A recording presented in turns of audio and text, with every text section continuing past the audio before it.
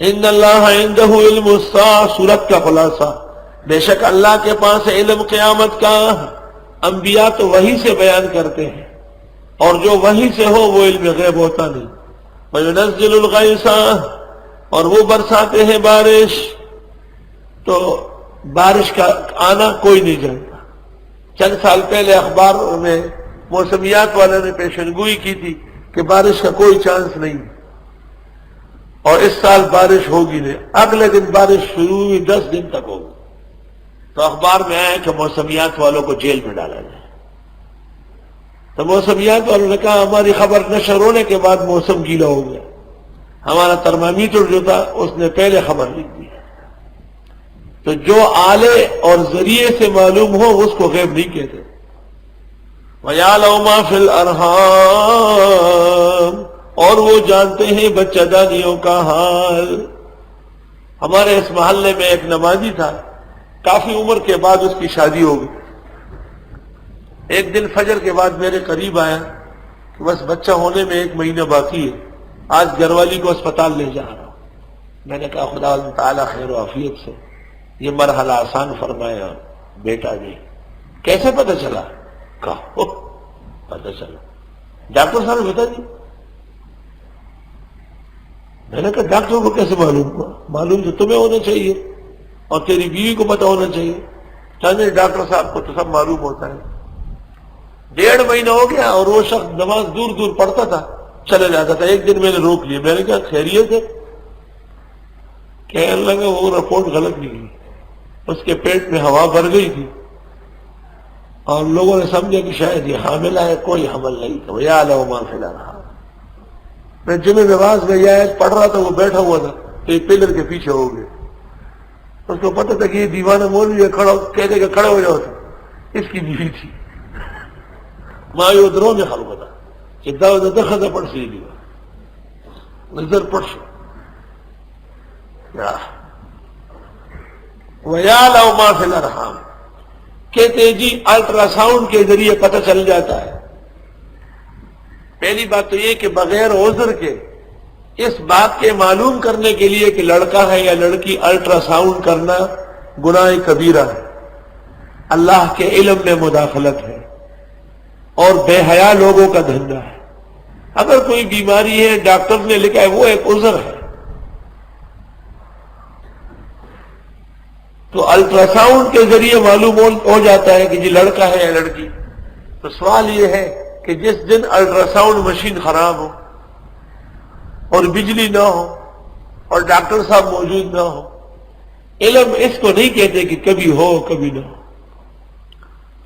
اس لیے جو علم ذرائع کے ذریعے ہے وسائط سے، وہ علم علوم غیبیہ میں سے ایک رتی بھی نہیں۔ وما تدری نفس ماذا تکسب غدا، نہیں جانتا کوئی بھی کل کیا کمائے گا۔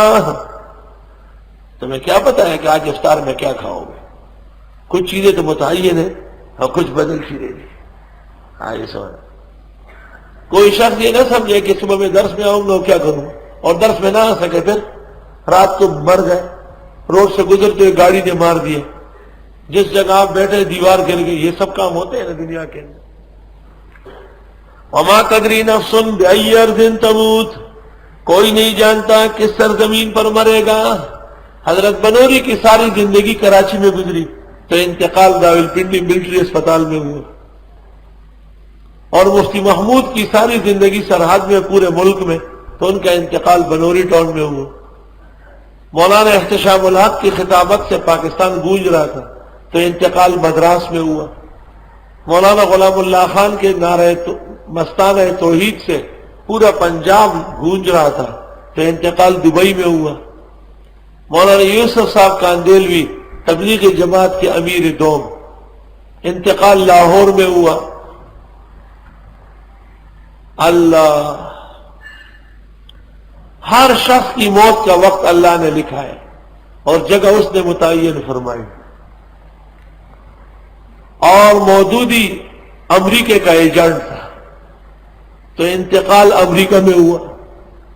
5 دن کے بعد لاش لائی گئی اور اس پر فقہاء کا اتفاق ہے کہ 3 دن کے بعد جنازہ نہیں ہوتا،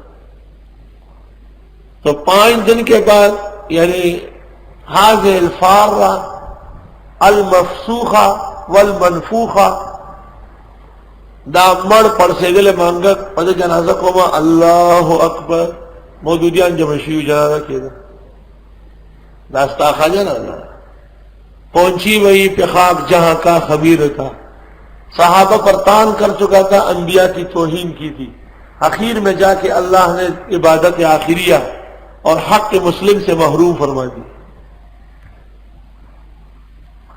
کمال ہے ایسے۔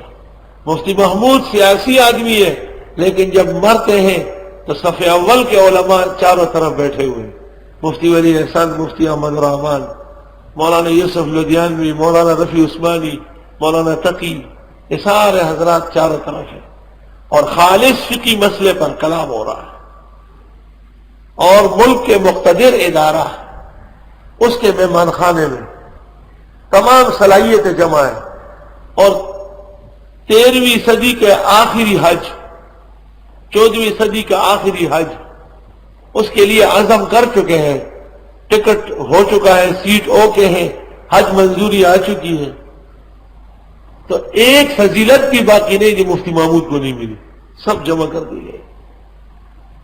دیکھو حکومت کے خلاف مسئلہ ہے، یہ سیاست ہے، زکوٰۃ پر گفتگو ہے، یہ عبادت ہے،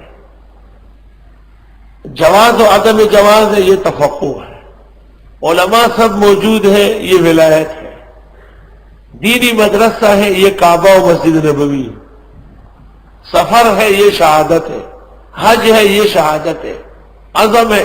میں نے اس زمانے میں گنا تھا، مفتی صاحب کو 41 شہادتیں مل گئی، چونکہ انہوں نے زندگی میں کام ایسا کیا ہے کہ تمام دنیا سے بڑا کام انہوں نے کیا۔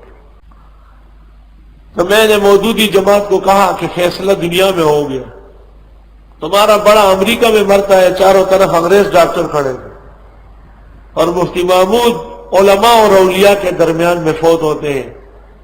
ان لم یکن العلماء والطلباء اولیاء اللہ فلیس لہ بعدہم ولی۔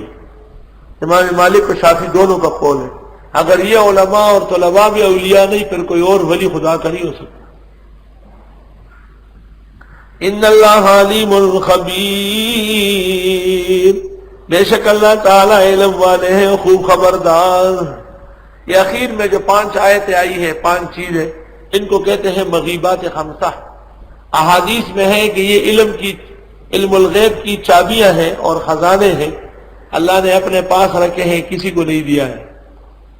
تو اصل بات یہ ہے کہ یہ تو پونجی ہے، اس کے علاوہ ہزاروں لاکھوں علوم ہیں جس کے ذکر سورۃ نمل میں ہو چکا ہے۔ قل لا يعلم من فی السماوات والارض الغیب الا اللہ، آپ کہیے کہ آسمان و زمین میں کوئی بھی نہیں جو غیب جانتا ہو سوائے اللہ کے۔ علماء کرام نے ایک عجیب قاعدہ لکھا ہے، فرمایا کہ ایک علم ہے شرائع کا اور ایک علم ہے اقوام کا۔ شرائع کا علم جس کو جائز ناجائز حلال و حرام کہتے ہیں، یہ تو انبیاء علیہ السلام اور خاص کر ہمارے پیغمبر